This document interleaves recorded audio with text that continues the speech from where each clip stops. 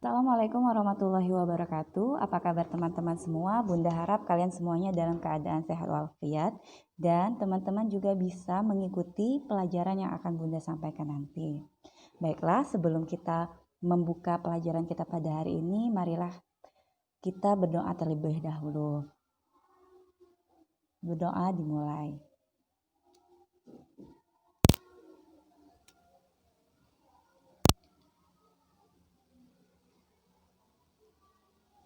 Oke, baiklah. Pada pertemuan kita yang pertama ini, kita akan mempelajari tentang mata pelajaran bahasa Indonesia. Jadi, materi yang akan kita pelajari adalah mengenai ide pokok, kalimat utama, dan kalimat penjelas. Tujuan dari teman-teman untuk mempelajari ide pokok, kalimat utama, dan kalimat penjelas ini agar teman-teman nantinya dapat menentukan dan menjelaskan ide pokok, kalimat utama, serta kalimat penjelas dalam sebuah paragraf atau teks. Baiklah, ide pokok. Ide pokok adalah inti atau dasar pembahasan dalam sebuah permasalahan dari sebuah teks atau paragraf. Jadi, ide pokok itu nanti teman-teman akan menemukan istilah lain seperti pokok pikiran, gagasan utama. Nah, itu sama saja dengan ide pokok. Kemudian, biasanya ide pokok itu dapat kita temukan dalam kalimat utama pada setiap paragraf. Nah, cara untuk teman-teman menentukan ide pokok paragraf adalah ada 4. Yang pertama, teman-teman harus membaca keseluruhan dari teks tersebut. Kemudian yang kedua, teman-teman membaca kalimat paragrafnya satu persatu, pelan-pelan dan ditelaah. Yang ketiga yaitu setelah teman-teman membaca keseluruhan kalimatnya, keseluruhan paragrafnya, maka teman-teman harus mencari kalimat utama. Kalimat utama penting, kenapa? Karena di dalam kalimat utama kita akan menemukan ide pokok. Jadi yang keempat, setelah teman-teman menemukan kalimat utama, maka teman-teman dapat menyimpulkan ide pokok dari kalimat utama. Nah, di sini Bunda kasih contoh. Seorang akan diuji dengan apa yang ia miliki. Ketika ia memiliki ilmu, maka dia akan diuji dengan ilmu tersebut sejauh mana ilmu itu bermanfaat. Ketika seseorang mempunyai harta, maka dia akan diuji dengan sejauh mana ia mampu mendistribusikan hartanya kepada orang lain.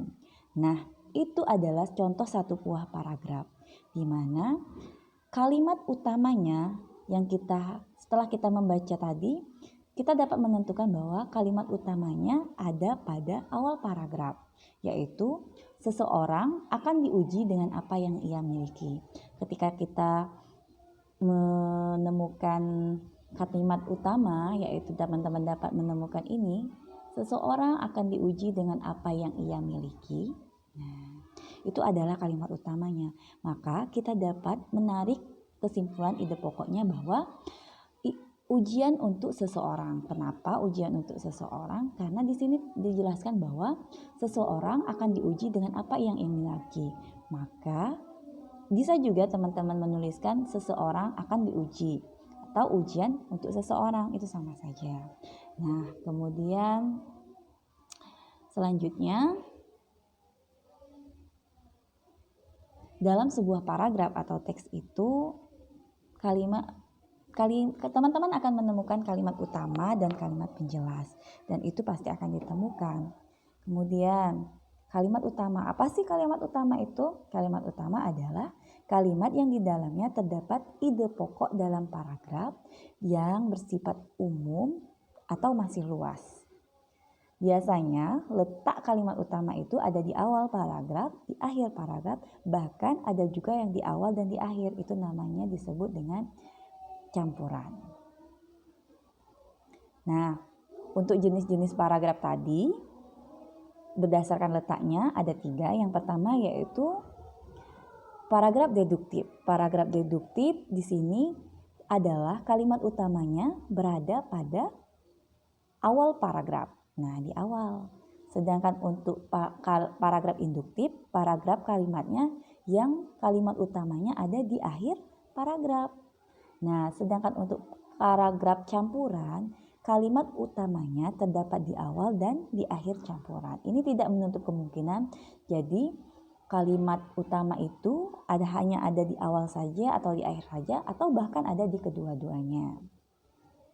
Baiklah, selanjutnya kalimat penjelas. Kalimat penjelas adalah kalimat yang berfungsi untuk pendukung atau penguat gagasan pokok yang ada dalam kalimat utama. Jadi, jika kita sudah menemukan kalimat utama, maka kalimat-kalimat yang selain dari kalimat utama itu adalah kalimat penjelas. Nah, untuk mengetahui yang mana sih Bunda ciri-ciri kalimat penjelas? Nah, kalimat penjelas itu ada ciri-cirinya. Yang pertama adalah kalimat penjelas itu bersifat khusus. Jadi, dia akan menjelaskan lebih rinci mengenai tentang kalimat utama. Misalnya, kalimat umumnya adalah orang makan.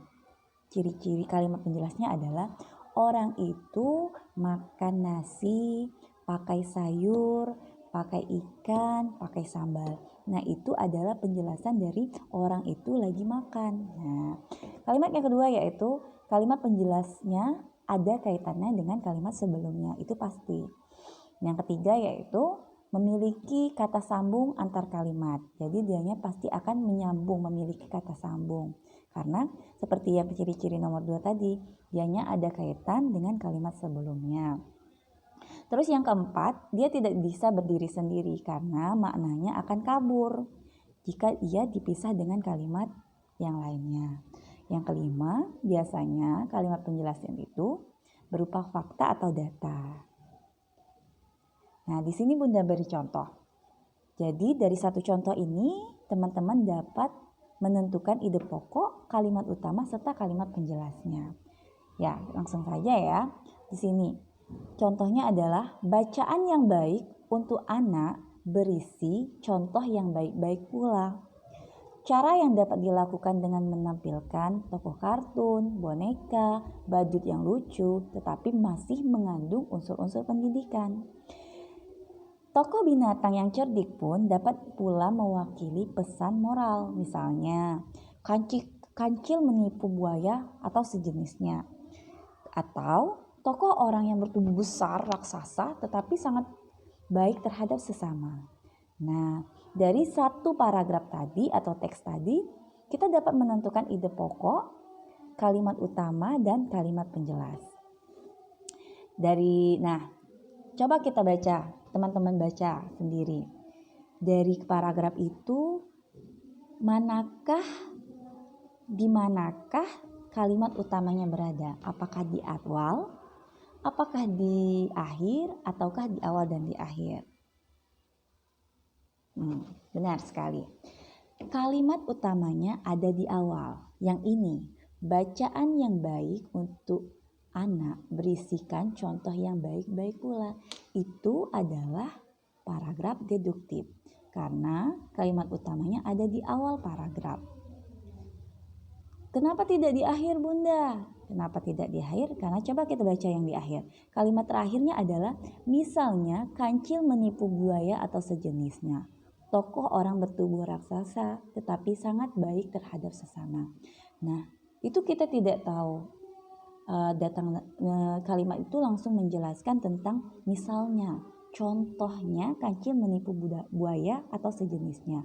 Dan tokoh utama bertubuh raksasa tetapi sangat baik terhadap sesama. Itu merupakan sudah penjelasan. Karena apa? Jelas kalimatnya di situ adalah ada kata misalnya.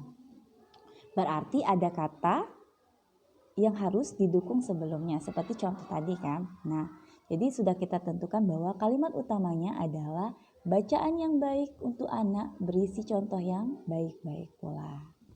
Nah, setelah kita menemukan kalimat utama, maka kita bisa menentukan ide pokok. Teman-teman tidak usah takut atau ragu menentukan ide pokok, karena ide pokok itu adalah inti dari kalimat utama. Seperti di contoh ini, kalimat utamanya adalah bacaan yang baik untuk anak berisi contoh yang baik-baik pula. Ini adalah kalimat utamanya. Sedangkan ide pokoknya adalah ringkasan dari kalimat utamanya. Di situ dituliskan bahwa bacaan yang baik untuk anak yang baik. Jelaskan bacaan yang baik untuk anak yang baik itu adalah ide pokok. Jadi ketika kita membaca sesuatu yang baik, maka itu baik untuk anak. Sedangkan kalimat utamanya adalah bacaan yang baik untuk anak berisikan contoh-contoh yang baik pula. Nah, sedangkan untuk kalimat penjelas adalah kalimat di luar dari kalimat utama. Jadi di situ ada 3. Yang pertama yaitu cara yang dapat dilakukan dengan menampilkan tokoh kartun, boneka badut yang lucu, tetapi mengandung unsur pendidikan.